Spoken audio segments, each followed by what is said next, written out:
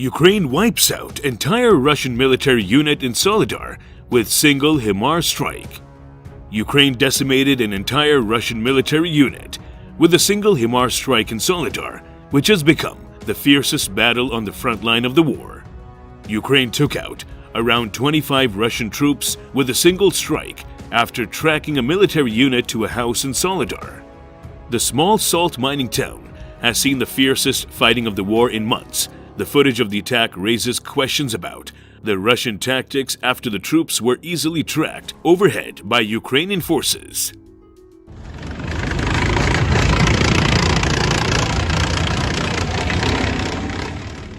In the clip, the Russian forces can be seen clearly walking along a train track in the snow-covered terrain. The armored unit was then tracked to a building that the Russians used for shelter. The Ukrainian forces simply blasted the house with a HIMARS missile, wiping out the entire building in a single strike as smoke billowed out into the air afterwards.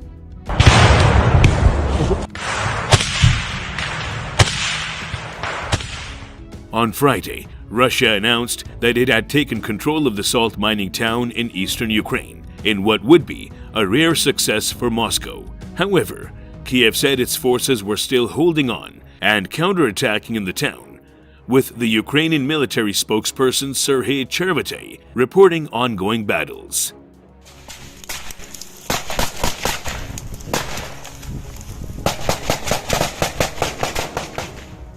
Speaking in his nightly address on Friday, Ukraine's president Volodymyr Zelensky said the battle in the region continued to rage and avoided any reference to Russia's claims of control. The fight over Soledar, as well as Bakhmut in the east of Ukraine, has descended into some of the bloodiest fighting of the war so far. Regional Governor Pavlo Krylenko said on Thursday that 559 civilians, including 15 children, remained in Soledar and could not be moved out. If Russia does capture the town, victory would allow its troops to push on to the nearby city of Bakhmut and cut off the Ukrainian forces there.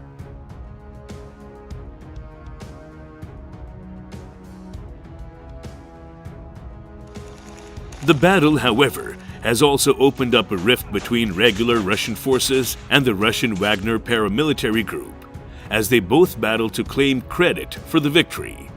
Ukraine's Defense Minister Alexei Reznikov said that Wagner needed victory in Soledar to deliver some kind of proof to declare they're better than the regular armed forces of the Russian Federation.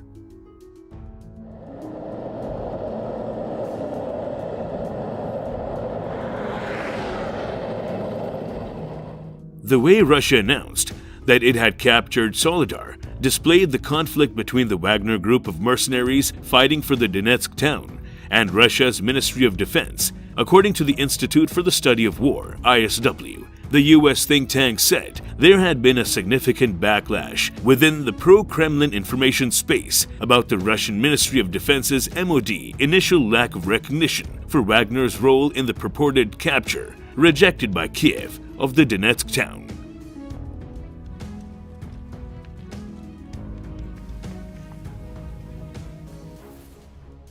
The MOD later acknowledged that Wagner volunteers and assault detachments took part in the battle and that a heterogeneous grouping of troops had executed a joint plan in the Soledar direction. Wagner is led by the businessman Yevgeny Prigozhin, a Vladimir Putin ally but Russian military forces critic who has publicized the role that his troops have played in the battle for Soledar.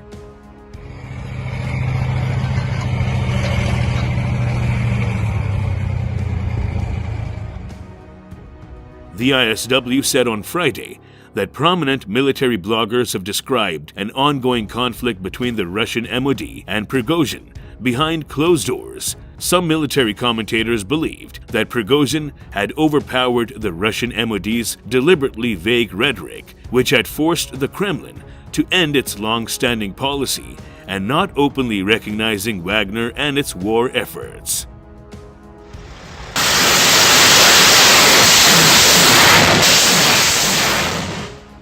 The ISW also said that the Russian MOD's mention of Wagner forces was a significant victory for Prigozhin, who is likely to use the Soledar campaign as a bargaining tool to elevate his authority in Russia.